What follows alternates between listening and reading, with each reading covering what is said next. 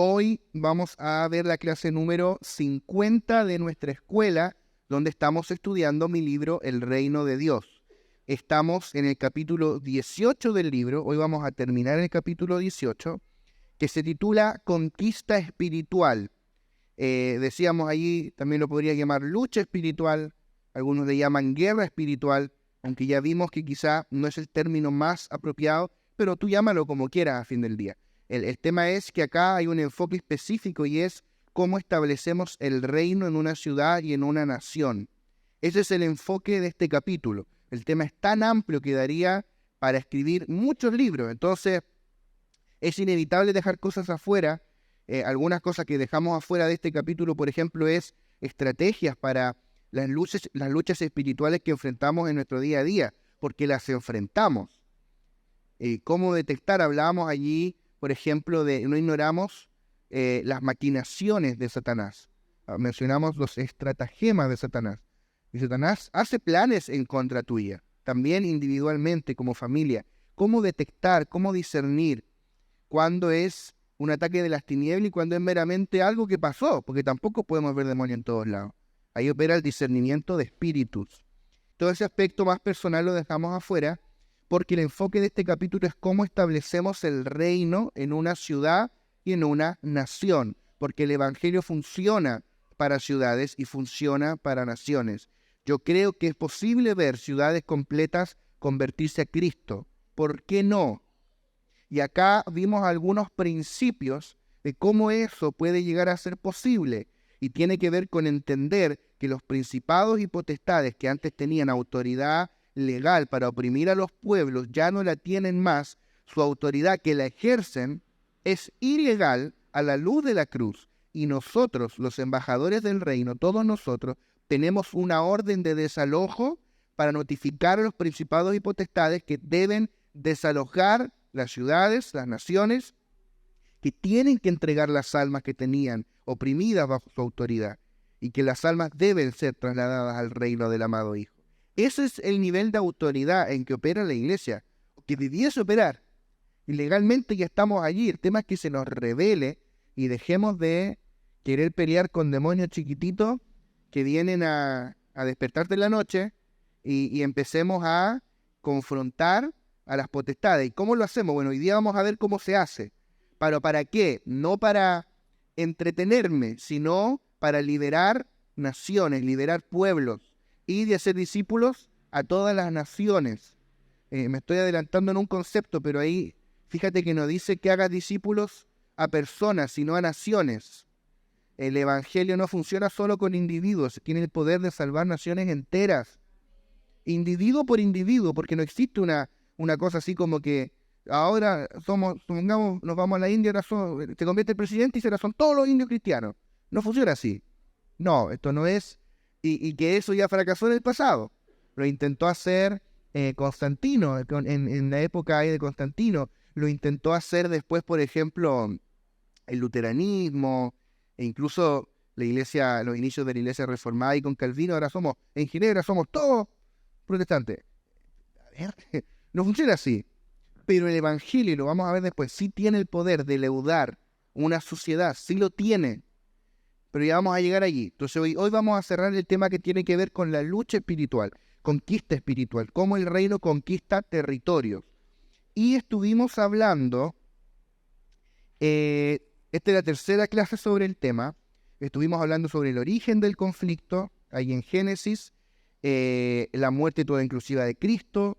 Vimos que nunca fue una guerra, en realidad fue más bien una rebelión, como una guerrilla que se rebeló contra el único reino que existe, que es el reino de Dios.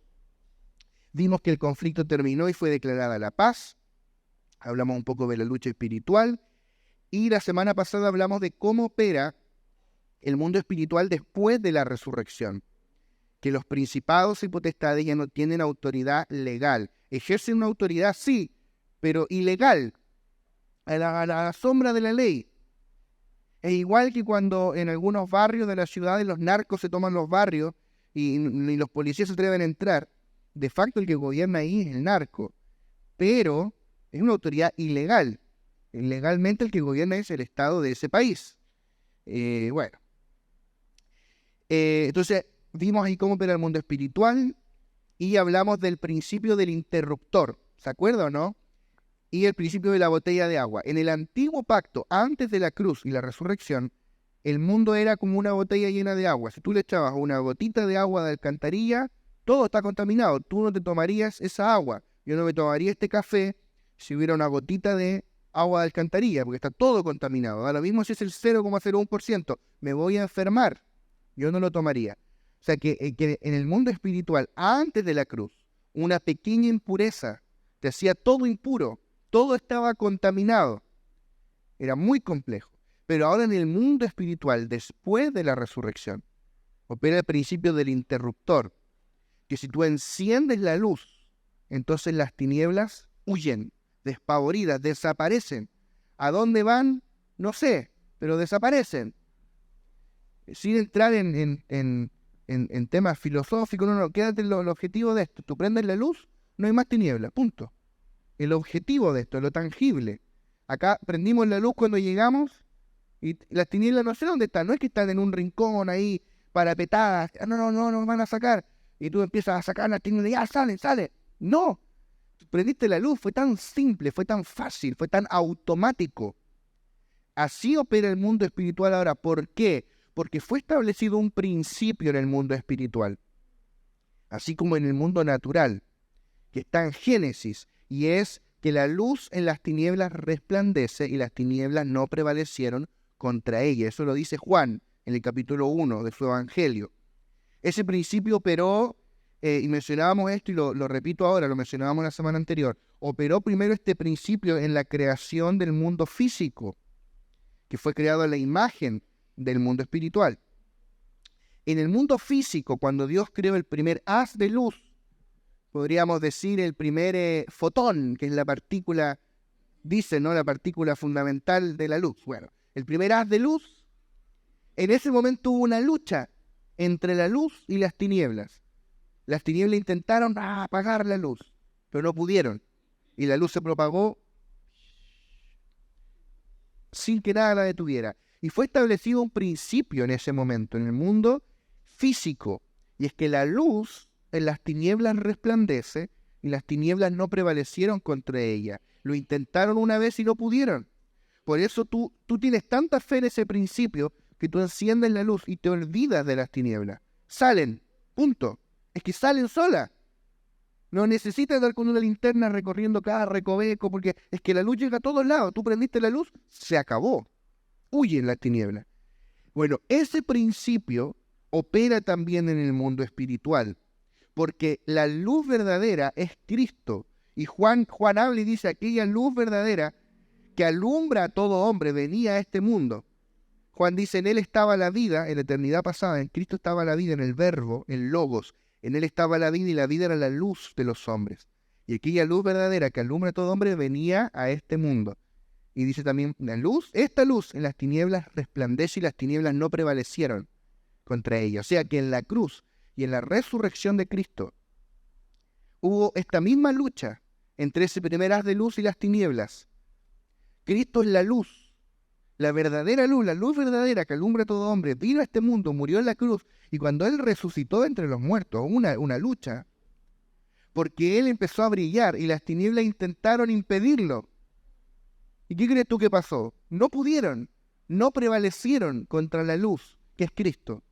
Y desde ese momento fue establecido el principio operativo, desde ahí en adelante hasta la eternidad del mundo espiritual, y es que la luz y las tinieblas resplandece y las tinieblas no prevalecieron contra ella, contra Él, contra aquel que es la luz.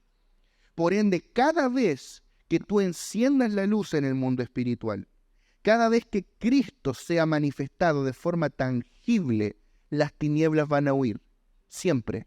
No depende de ti, no depende del portador, depende si tú cargas una linterna de mano, una lámpara de estas grandes de camping, de estas que alumbran harto. Imagínate estas que como que tienen una manillita y cuelga ahí, tú tienes tu linterna de mano. Da lo mismo si el que porta la linterna es alto, es bajo, es flaco, es gordo, es lindo, es feo, canta bien, canta mal. Da lo mismo si oró en la mañana o no oró. No estoy diciendo que no hay que orar. Hay que orar. Hay que ayunar. hay que ofrendar, hay que estudiar la palabra. Pero para fines de cargar la lámpara, la lamparita, la linterna, da lo mismo si el que la carga oró o no oró, la luz va a brillar con la misma intensidad. Si ayunó o no ayunó, si leyó ese día la Biblia o no la leyó. No te estoy diciendo que no leas la Biblia, estoy intentando ilustrar un principio, es que no depende de ti, no depende de tu mérito, no, es que depende de la luz que tú cargas. Eso es autoridad. Ahora, si cargando esa autoridad yo voy y hago cualquier estupidez con mi vida, yo voy a darle cuenta al Señor. O sea, el Señor le dice a algunos que dicen, pero si no hicimos milagro en tu nombre, apártense de mí, hacedores de maldad, nunca los conocí. O sea, que tú puedes ser usado por Dios y no estar en comunión con Él y vas a tener que dar cuenta. Pero el tema es, el poder de la luz es tan efectivo que hasta en alguien, como esa persona que es condenable, que no caminó en comunión con Dios, la autoridad de la luz operó igual. O sea, hay casos, son vergonzosos, pero hubo un caso de un pastor que durante 10 años engañó a su esposa, tenía un amante y pastoreaba una mega iglesia en Estados Unidos por 10 años. Y alguien decía, ¿cómo no le remordía la conciencia de subirse al púlpito a predicar frente a miles de personas?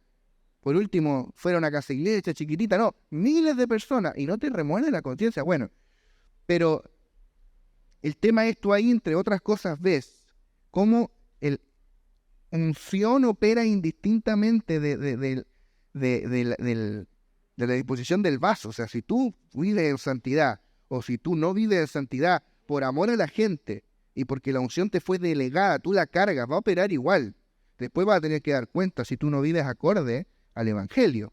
Eso es otra cosa, se entiende eso, ¿cierto? Pero lo que intento apuntar, esto no depende de ti. Tú cargas esta autoridad, tú cargas esta unción, tú cargas la luz. Por eso Jesús dijo, vosotros sois la luz del mundo. Tú cargas la autoridad de la luz.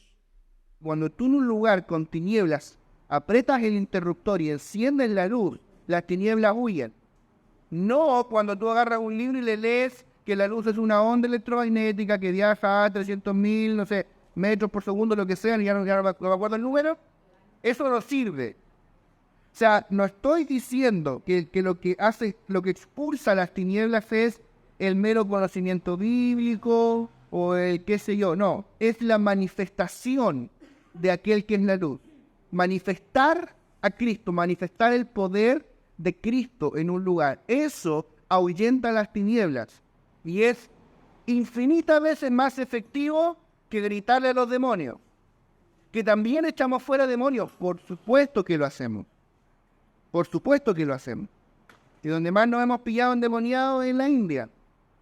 Un alto porcentaje de los hindúes de religión hindú, están endemoniados. Por ende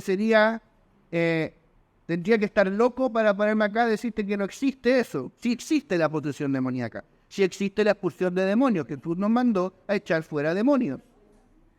Pero de ahí a encerrarnos por horas a reprender demonios acá, es mucho más efectivo que vayamos a donde está la gente y manifestemos el poder de Dios.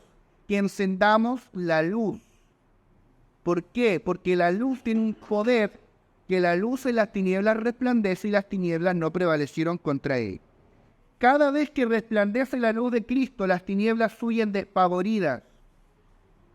Por ende, todo lo que necesitamos hacer como iglesia es resplandecer la luz de Cristo. Y entonces las tinieblas retrocederán y los que estaban bajo la potestad de las tinieblas ven la luz de Cristo, creen y son trasladados a su reino. Esto es un código espiritual, esto es una llave espiritual. El Señor nos reveló esto hace algunos años. Todo lo que tenemos que hacer es encender la lámpara, encender la linterna, encender la luz y las tinieblas van a huir. Mira, algunos versículos. Hechos 26, 23. Que el Cristo había de padecer y ser el primero de la resurrección de los muertos para anunciar luz al pueblo y a los gentiles. ¿Para qué Cristo murió y resucitó? Para anunciar luz. Eso no es casualidad. No es por decir algo, a ver qué metáfora uso, no. Lucas escribió esto, porque me parece que acá está Pablo también predicando, y Lucas está transcribiendo, para decir que Cristo es luz, que después de la resurrección, Cristo es la luz que resplandece. Ese es el mensaje que anunciamos, luz. Primera de Juan 1:5, mira lo que dice Juan. Este es el mensaje que hemos oído de él y os anunciamos. Dios es luz y no hay ningunas tinieblas en él. De eso se trata, que Dios es luz. La iglesia debe enfocarse entonces en manifestar la luz de Cristo, en predicar la verdad del Evangelio y manifestar el poder del reino. Estas son nuestras armas de luz. Y acá introducimos este concepto, armas de luz. Romanos 13:12. Y este es el versículo central de lo que vamos a compartir hoy. Romanos 13:12. Dice, la noche está avanzada y se acerca el día.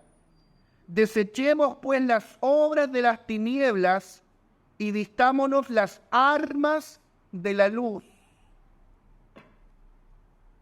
Ahí está.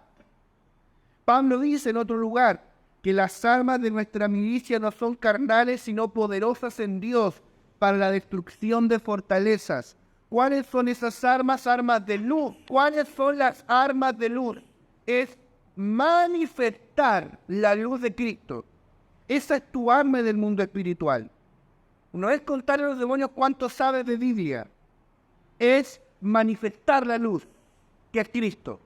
La puede manifestar de muchas maneras.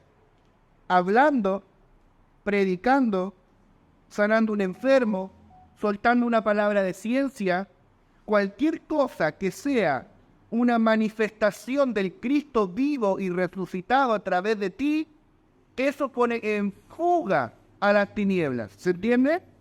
Esas son nuestras armas de luz.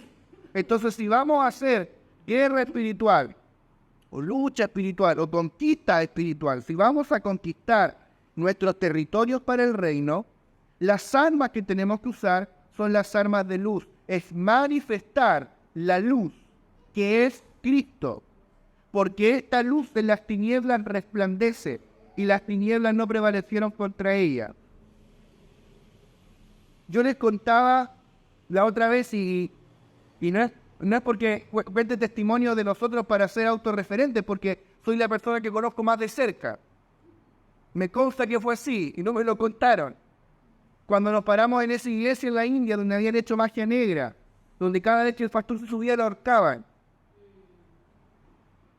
Suena bonito contarlo, pero quiero imaginarte estar parado allí por subir al púlpito. Y tú piensas todas esas cosas, que el pastor de aquí no predica desde el púlpito porque le da miedo, que tú dices, aquí en este país tú sabes que hay pastores que han matado con magia negra. Estás en un país que no habla tu idioma, que si el gobierno sabe que estás ahí te deportan, y que si los fanáticos saben que están ahí te asesinan. Tú tienes que estar muy convencido de esto para subirte a predicar. Muy convencido de que la autoridad no radica en que yo eché fuera al demonio, radica en que yo cargo luz. Y cuando yo abro mi boca, fluye luz. Y cuando impongo mis manos sobre la gente, la luz se manifiesta y los demonios no lo tienen otra opción que huir. Esa es la mentalidad en que nosotros operamos. Si no, ni loco iríamos. No sé si se entiende. Yo de verdad creo esto. Y de verdad creo que este es el diseño para conquistar nuestras naciones para el reino. Manifestar la luz. Por supuesto, eso no anula que hay que orar, que hay que ayunar, que hay que estudiar la palabra, que hay que congregarte, que... Por supuesto. Estamos hablando con gente madura, o se asume madura. Si no, no vendrías a una escuela. Entonces se asume que ya estás aprendido. Pero ahora estamos hablando asuntos más profundos. Entonces vamos a ver 3 tipos de armas de luz, o 3 niveles de armas de luz. ¿Me escuchan bien? Sí. Ok. Primer nivel. El primer nivel de manifestación de la luz de Cristo es el carácter de Cristo y los frutos de la vida de Cristo manifestándose en nosotros. Te puede parecer básico, pero no lo es. Porque no estoy hablando de imitar a Cristo, no estoy hablando de portarte bien para parecerte a Él y dar un buen testimonio. Aunque es importante dar un buen testimonio. Estoy hablando de la piedad. de Cristo. ¿Qué es lo que es la piedad? Cristo manifestado a través de mí en mi vida diaria, cotidiana. No es yo esforzándome por parecerme a Cristo, es Cristo, literalmente Él, que me habita viviendo a través de mí. Eso tiene un poder, porque lo que emana de ti es un aroma, es un olor a Cristo. Y la gente lo nota, sobre todo los que no conocen al Señor. Y yo he podido darme cuenta de eso con los años, que los que estamos acá, los que conocemos al Señor, comenzamos a habituarnos, y no necesariamente en un mal sentido, comenzamos a habituarnos a la unción, a la presencia de Dios. Pero ¿no te ha pasado que estás con gente no cristiana y se manifiesta la presencia de Dios que te habita y ellos comienzan a llorar o se impactan o sienten algo? ¿Por qué pasa eso? ¿Por qué?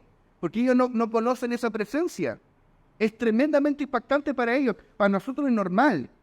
Pero para ellos ver un gesto de amor, un gesto de una ayuda desinteresada, cuando el sentir de la vida te lleva a ponerle otra mejilla, a caminar la milla extra, a ayudar a tu compañero de trabajo más allá de lo estrictamente necesario, simplemente por la bondad que emana del verbo que te habita, del verbo de vida, eso impacta la vida de la gente. Eso es luz. Lo que estoy intentando decir es que hay poder en vivir a Cristo. No en imitarlo, en vivirlo. Hay poder, hay un nivel de luz que se manifieste. Nunca menosprecies el poder de una vida piadosa, de una vida santa, una vida saturada de Cristo. No menosprecies el impacto que puede producir. ¿Sabes que hay gente que se ha convertido solamente por tener que convivir diariamente con un cristiano, ya sea en el trabajo, en los estudios? Yo tenía un compañero pirateo, siempre se burlaba de mí, hasta que en un momento me dijo, ¿sabes qué? Si Dios es como tú dices, si Cristo es como tú lo modelas, quizás estoy empezando a creer. El pasar de las burlas a empezar a creer, a pedir oración. Recuerdo que ese compañero me acompañó un par de veces a la iglesia. O sea, no menosprecies el poder de manifestar a Cristo en tu vida cotidiana. Ahora vamos a pasar a niveles aún mayores, pero esto es como lo básico. Mira lo que dijo el Señor Jesús en Mateo capítulo 5, versos 14 al 16. Vosotros sois la luz del mundo. Una ciudad sentada sobre un monte no se puede esconder, ni se enciende una luz y se pone debajo de un almud, sino sobre el candelero, y alumbra a todos los que están en casa. Así alumbre vuestra luz delante de los hombres, para que vean vuestras buenas obras y glorifiquen a vuestro Padre que está en los cielos. Más claro, echarle agua. Ustedes son la luz del mundo, dijo Jesús. Y mira lo que dice al final. Así alumbre vuestra luz delante de los hombres para que vean que vuestras buenas obras y glorifiquen al Padre que está en los cielos. Esa es la piedad. Cristo manifestado en mi vida cotidiana. A veces un acto de perdón, un acto de servicio, un acto de amor puede marcar la vida de la gente y ver tus buenas obras. No porque tú te esfuerces por hacer buenas obras, es lo que emana de la vida de Cristo. Esa bondad desinteresada, ayudar a otro. Se da mucho en el trabajo donde todo es competitivo. Alguien que ayuda a otro llama la atención. Pedro, por ejemplo, escribió esto, muy en línea con lo que aprendió de boca del Señor. Primera de Pedro 2:12. Manteniendo vuestra buena manera de vivir entre los gentiles, para que lo que murmuran de vosotros como de malhechores, glorifiquen a Dios en el día de la visitación al considerar vuestras buenas obras.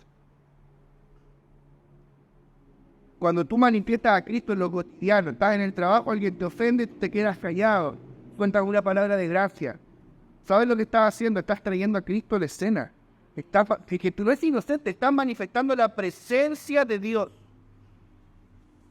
Es eso, el dominar la lengua y manifestar la presencia de Dios en ese ambiente laboral tiene más poder y más autoridad que atar 1000 demonios. Ese es el tema. Manifestar la presencia de Dios, manifestar la luz, la vida. Alguien dijo una vez que las buenas obras jamás podrán producir la salvación, pero la salvación siempre va a producir buenas obras. Lógico. Y Martín Lutero dijo una vez: Dios no necesita mis buenas obras, pero mi vecino sí. Claro, tú eres salvo por fe, no por obra, pero tu vecino necesita tus buenas obras. Si no ve la luz de Cristo en ti, difícilmente va a creer. Hay mucha gente que su familia no se ha convertido, sus amigos cercanos, su gente, su entorno cercano, porque con sus acciones niegan el Evangelio. ¿De qué te sirve atar demonios o creer que atas demonios? ¿De qué te sirve pretender fluir en los dones y hacer cosas impactantes si estoy negando la esencia misma de lo que creemos con mis acciones? Tenemos que vivir a Cristo, partamos por ahí. Mucha gente con dones impresionantes, pero que no viven a Cristo, sin carácter, no sirve. Ahora, como hemos venido diciendo hace tanto tiempo, no se trata de un esfuerzo humano, es la vida de Cristo manifestada en nosotros, es su luz, eso es la piedad. Muchas veces no van a hacer falta palabras para impactar la vida de alguien, porque capaz hay un compañero del trabajo, en los estudios, que ya le has predicado, ya sabe que eres cristiano, y quizás en lugar de seguir insistiendo con palabras, podemos hacerlo con nuestros hechos. Eso impacta muchísimo. Como decía, no es solo un testimonio que tú das, es traer a Cristo literalmente a la escena, manifestar luz. Son ambientes, son transformaciones de ambientes. Yo recuerdo, por ejemplo, estar en la empresa que trabajaba en la oficina, estábamos con otro par que era jefe también, y de repente le entró un WhatsApp, le mandaron un video pornográfico. Otro jefe se lo mandó para que lo viera. ¡Oh, mira qué entretenido! ¡Oh, sí! ¡Oh, sí, mira! Mira, ven, me decía, ven a mirar. Esos son los ambientes de trabajo. No sé si alguien acá también trabaja. Esos son los ambientes. Todo, es una pregunta retórica. Todos aquí trabajan, todos saben a lo que me estoy refiriendo. La corrupción que se maneja en estos ambientes. Que allí tú puedas manifestar a Cristo vale más que todo el show que podamos hacer. Universidades, colegios, qué sé yo, junta de vecinos. Bueno, segundo nivel. Hay un nivel aún mayor. Y es predicar el Evangelio. Tú podrías decir, uy, no me sorprende, no está predicando nada nuevo. Eso es lo que crees. En realidad esto sí es muy revolucionario y ahora vamos a explicar por qué. Pablo escribió esto, pues, 1 Corintios 1:21, pues ya que en la sabiduría de Dios el mundo no conoció a Dios mediante la sabiduría, agradó a Dios salvar a los creyentes por la locura de la predicación. O sea, el mecanismo que Dios eligió, esto es solo un repaso, esto lo compartimos hace un tiempo en la convención online, el mecanismo que Dios eligió para que la gente sea salva es la locura de la predicación. Predicar es una locura, lo sé, Dios también lo sabe, Pablo también lo sabe. O sea, atreverte a abrir la boca y decirle a tu compañero de trabajo, ¿sabes qué? Es que el Señor es real, el Señor te ama, Él murió en la cruz, Él resucitó, Él es Dios, nació de una virgen, ascendió al cielo en una nube, ahora vive en mí y va a volver en otra nube. Hay que estar loco para predicar eso.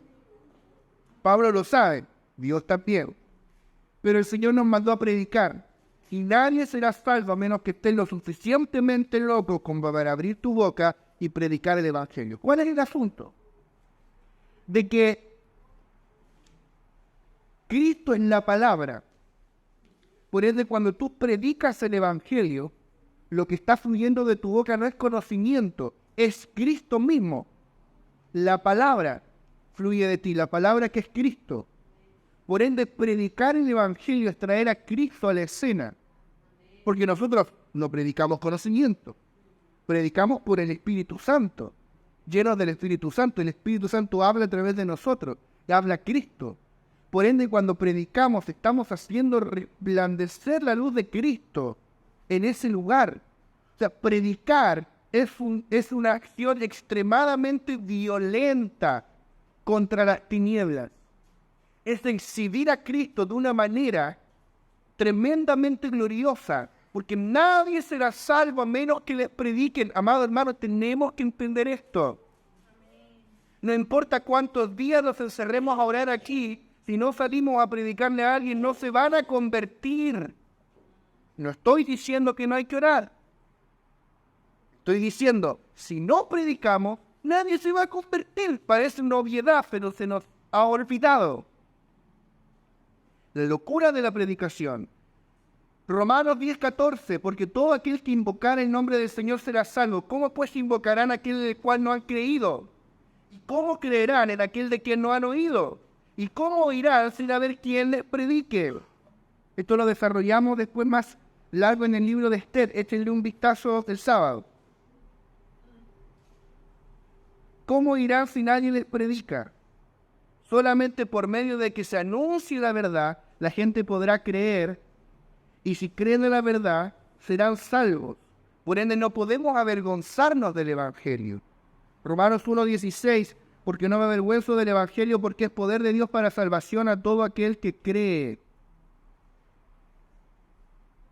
Marcos 16:15, y les dijo, id por todo el mundo y predicad el Evangelio a toda criatura. Predicar no es opcional, es un mandato. Cuando predicamos, Cristo como la palabra es manifestado desde nosotros, la luz de Cristo es manifestada a través de nosotros y la gente cree en el Evangelio, viene la verdad, Cristo entra en ellos y reciben así la vida eterna. T.L. Osborne, el gran evangelista T.L. Osborne, en uno de sus libros, habla de esto, habla de la importancia de predicar el Evangelio en la lucha espiritual. Él desarrolló su ministerio junto a su esposa en algunos de los países más cerrados al Evangelio en el mundo. Por eso es que en Occidente él no fue tan conocido, porque él predicó poco, vino 1 o 2 veces a Chile. De hecho, cuando estuvo acá en Chile, estuvo el apóstol Lucas ese día, fue en el Estadio Nacional, muchos años atrás. Él era joven, el apóstol Lucas, y ya está muerto. Bueno, está con el Señor. Y él desarrolló su ministerio principalmente en Asia y en África, Oceanía, en esos países hinduistas, musulmanes y budistas. Su ministerio se caracterizó por campañas evangelísticas gigantescas a campo abierto, miles de personas venían, muchos milagros ocurrían y mucha gente se convertía al Señor. Él decía, su lema era, vamos a una ciudad y nos quedamos hasta que el diablo huya. Y estaban 40 días en una ciudad con campaña todos los días, se plantaban un montón de iglesias después de que terminaba la campaña, con toda la gente que se convertía. Bueno, y él en uno de sus libros habla de cómo la predicación es clave en la lucha espiritual. Porque él plantea que no basta con orar encerrados en nuestras reuniones para que la gente sea salva, para que las potestades lo suelten. No basta, no estoy diciendo que no oremos, estoy diciendo que no basta con orar. Lo que decía él es, luego de orar, tenemos que salir y predicar. Predicar a la gente. Es que no dimensionamos el poder que tiene. Predicar el Evangelio es probablemente el ataque más frontal y violento contra la potestad de las tinieblas. No lo dimensionamos aún, lo violento que es contra los demonios, lo mucho que los demonios le temen a que tú prediques el Evangelio. ¿Sabes por qué nos limitamos de predicar? No, me van a llamar loco, se van a burlar, ¿qué van a pensar de mí? Me van a mirar distinto cuando sepan que soy cristiano. Predica el Evangelio. Es lo único que va a hacer libre a la gente. Estás haciendo resplandecer la luz. Porque recuerda que la palabra es luz. Amén. Esto es poderoso. Pruébalo. El día que te propongas seriamente predicar el Evangelio de salvación a la gente, vas a ver cómo el infierno mismo se levanta contra ti. Porque tal vez ellos tienen más claro que nosotros el poder que tiene manifestar la luz predicando el Evangelio. Y número 3 y final, El tercer nivel de manifestación de la luz de Cristo es manifestar el poder de la resurrección, el poder del Cristo resucitado y ascendido. Esto es fundamental. Se nos perdió en el camino como iglesia del Señor en el mundo. Y cada vez más Dios lo está restaurando en su cuerpo. La manifestación del poder de Cristo, el poder de Dios, el poder sobrenatural, el poder de la resurrección, es lo mismo. Es en esta dimensión que la iglesia opera y debe operar, porque tiene el poder para quitar las vendas y los velos que cubren los ojos de las personas y les impiden ver a Cristo. Un musulmán jamás se va a convertir si no ve un milagro. Un hindú que tiene 330 millones de dioses no se va a convertir a Cristo como su único Señor si no ve algo sobrenatural que le demuestre que este Dios es distinto a los otros dioses que él tiene. Yo les hablaba de Telly Osborne. Ellos partieron un ministerio recién casados, se fueron como misioneros a la India. Nadie se convirtió. Predicaron a mucha gente, pero nadie les creyó el mensaje. Y volvieron a Estados Unidos frustrados hasta que se les reveló esto. Y entonces todo cambió. En la próxima vez que fueron a la India, miles de personas se convirtieron. Y así en todos los países. Y la gente siempre les preguntaba, ¿pero cuál es el secreto que tienen ustedes de especial? Y decía, nada. Simplemente creemos lo que él dijo. Es que en qué momento pensamos que esto era solo para algunos. Esto es lo que Dios le dio al cuerpo de Cristo. Operar en la autoridad de la cabeza. Entonces, ¿cuál es la idea acá?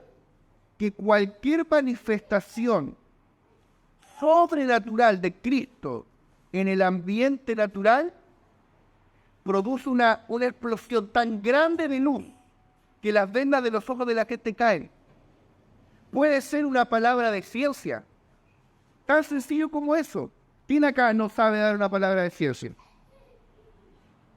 ¿O no? Todos podemos. El Señor me muestra que tú has estado, no sé, con esto en tu corazón, pero Dios te dice esto, Padre. Oh, ¿cómo lo sabes? Nadie sabía eso. Derriba las vendas. Derriba todas las excusas, todos los argumentos racionales. Una sola palabra de ciencia, para todo. No es tan difícil.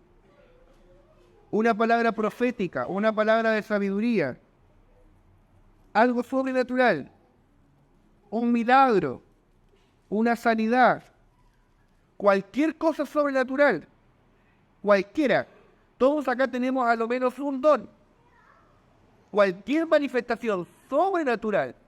¿Sabes que tuve un sueño contigo y Dios me mostraba esto? Oh. Una vez a una persona le pasó que dijo, oye, le están contando mis cosas a la pastora. ¿Quién le contó mi vida a la pastora? No, el Señor. El Espíritu Santo. Tú puedes hacer eso. Y tú debes. Porque la iglesia no está autorizada a predicar sin la manifestación de señales. Nosotros hemos cambiado el poder de Dios por consejería. Cambiamos la liberación, cambiamos los milagros, cambiamos la profecía por consejería, por sustitutos. Me gusta cómo lo explica el apóstol Guillermo Maldonado, sustitutos del poder de Dios. Aconsejamos a los endemoniados. ¿Cómo está? Lindo. El día del víspero van a llegar a ser líderes. Hemos sustituido el poder de Dios con filosofía, con ideas humanas. Esta es la llave. Y tú lo tienes.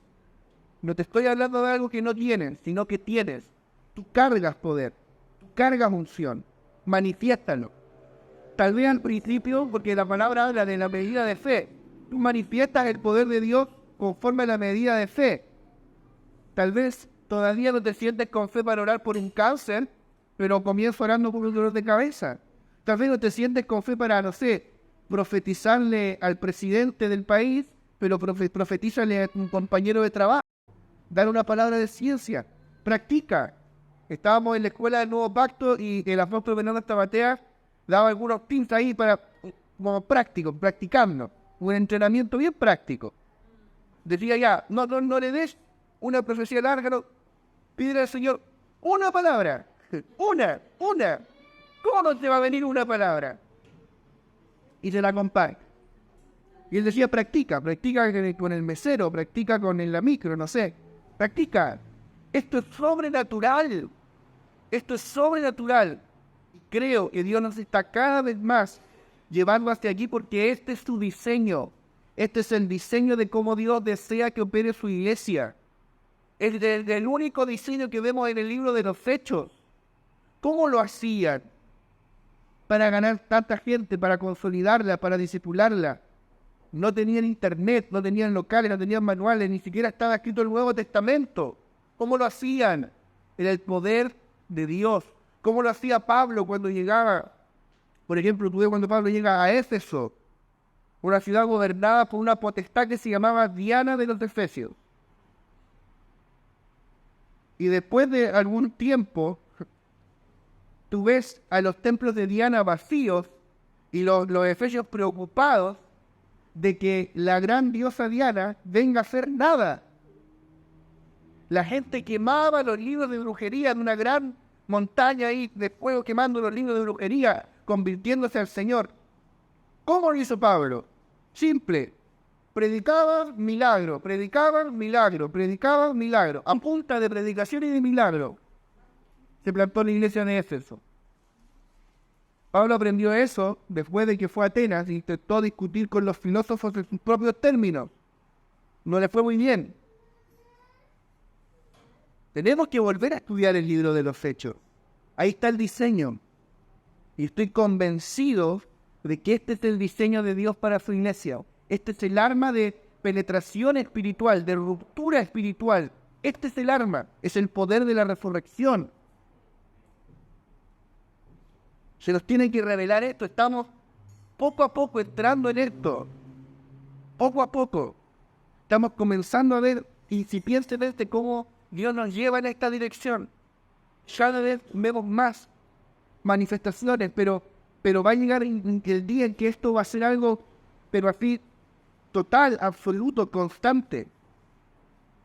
Y ya no vamos a poder tomar un testimonio del domingo porque todos van a tener un testimonio. Va a ser algo de todos los días, no es para grabar un videíto para el Facebook, es que esto va a pasar todos los días. Lo estamos empezando a ver, pero llegará el día que esto será en todo el cuerpo. Este es el diseño. Así fue establecido que funcione la iglesia. Menos que esto es vivir por debajo del estándar de lo que la iglesia es.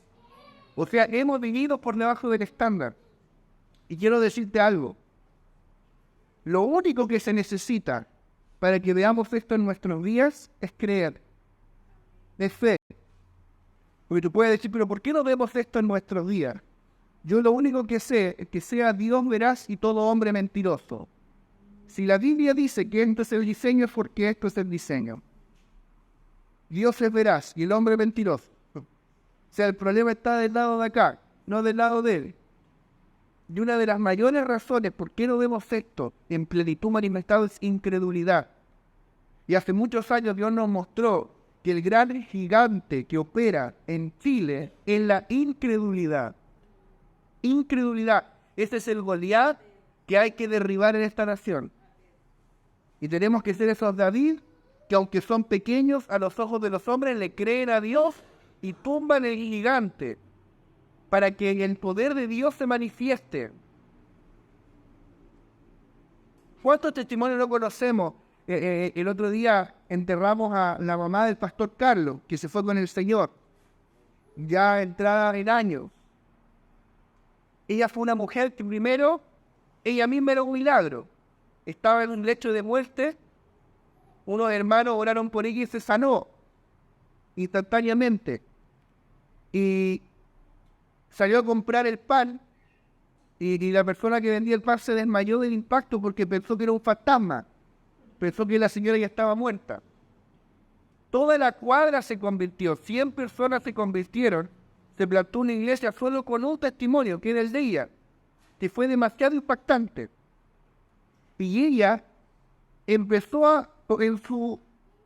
ella se convirtió en ese momento y dijo, bueno, si Dios me sanó es porque Dios sana a la gente. Y empezó a orar por la gente, por sanidad, y empezó a ver mucha sanidad en ocurrir, y no se sabía ni un versículo, ni uno, pero tenía fe. Así funciona. Eso nos choca, nos desafía.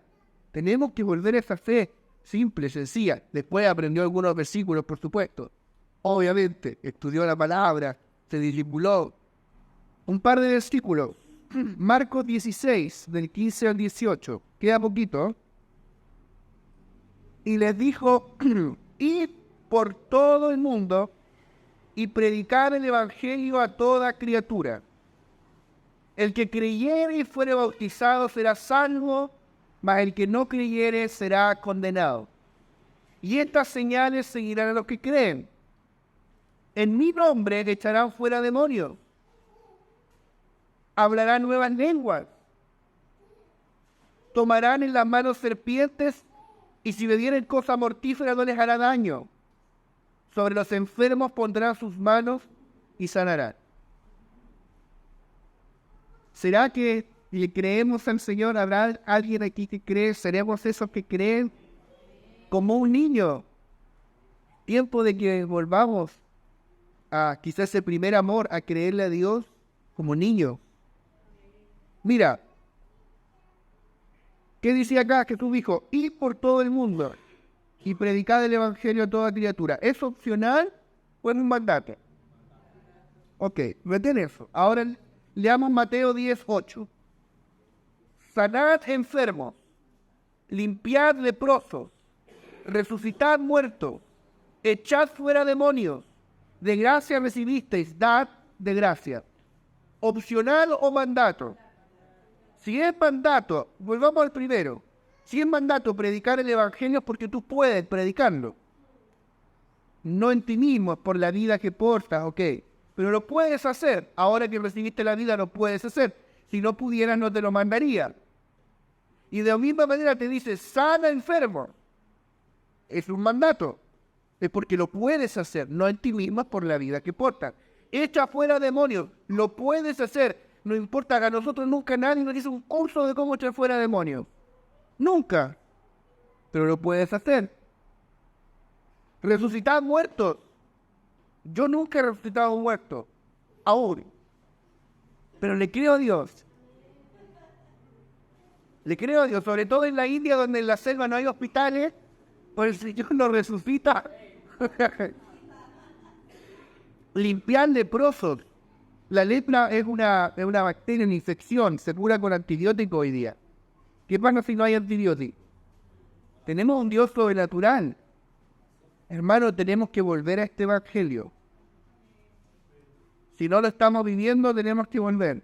Y si lo estamos viviendo, Dios quiere manifestarlo en una medida mayor.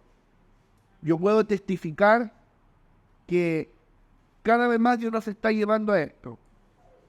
Que sobre todo en India, Dios nos está llevando a manifestar su poder. No hay otra forma que ellos crean.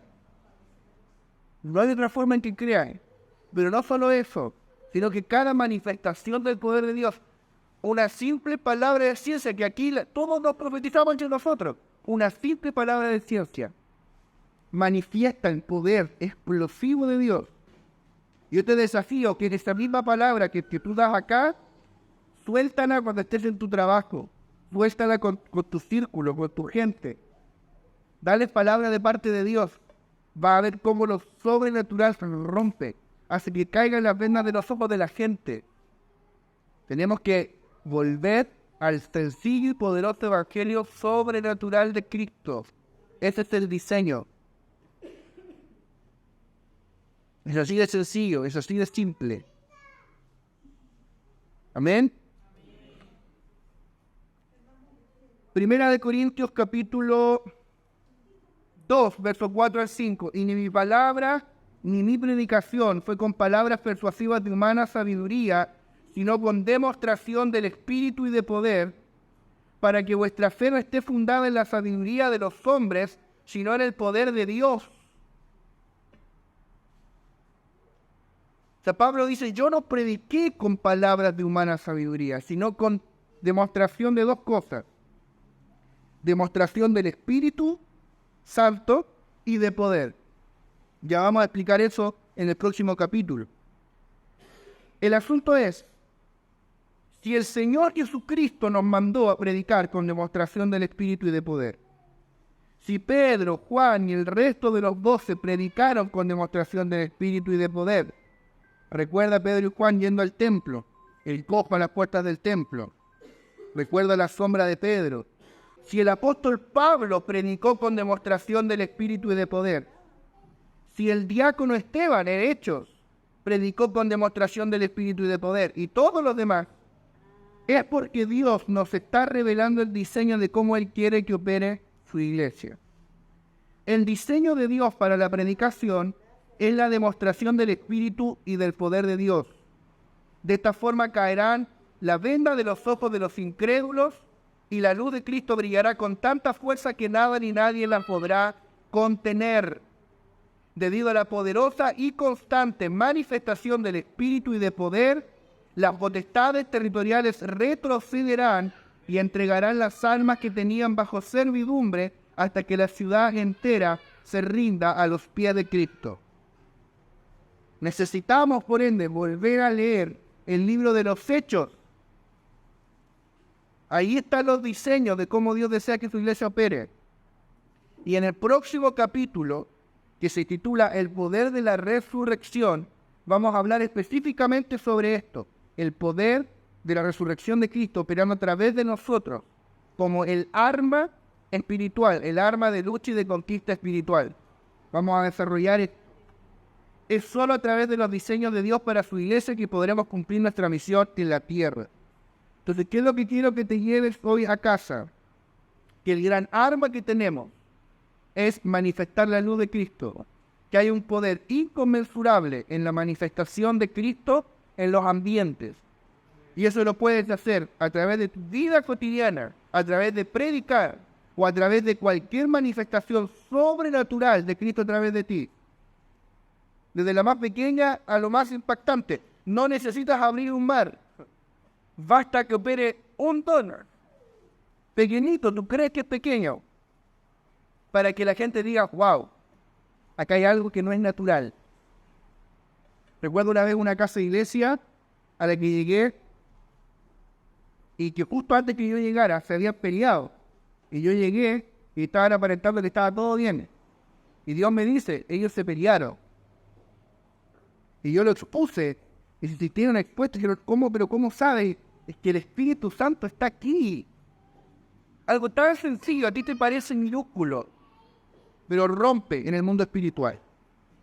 Y si voy a aprovecharme de esta situación, si Dios hizo que se fuera la luz y estemos con estas lamparitas de los celulares para que no nos olvidemos de este día, el día que Dios nos enseñó el único principio, el único poder que rige el mundo espiritual después de la resurrección, que es la luz de Cristo. Entonces, qué bueno que se cortó la luz, para que no nos olvidemos que la luz en las tinieblas resplandece y las tinieblas no prevalecieron contra ella. Y tú eres el embajador de luz. Somos los hijos de luz, los que cargan la luz, los que manifiestan la luz. Cargamos armas de luz para que las tinieblas entreguen a las almas y vengan al conocimiento de la verdad. Amén. Amén. Oramos. Amado Padre, gracias por este tiempo que tú nos has permitido tener. Señor, que con o sin electricidad, Señor, podemos estar congregados en tu nombre. Podemos, Señor, compartir la palabra, Señor. Padre, como tantos hermanos nuestros que quizás no cuentan con un salón, con electricidad, al otro lado del mundo, Señor, pero eso no les impide congregarse. Hoy nosotros participamos, Señor, de la administración de tu palabra y oramos para que como iglesia tú nos lleves de vuelta a tu diseño, a la sencillez y poder de manifestar tu luz en medio de ambientes de oscuridad, de manifestar tu poder, que nos hagas ver que esto no es algo para algunos, sino para todos, no solo para los apóstoles y profetas, sino para cada hijo de Dios, que tú ya nos has dado de ese poder, que es tu luz, que es tu vida que está en nosotros. Úsanos, Señor, en ambientes de necesidad. Usa cada uno de nuestras vidas, Señor, para encender la luz y que la gente vea que tú eres un Dios poderoso y sobrenatural. Gracias, Señor, por tu luz. En el nombre de Jesús. Amén.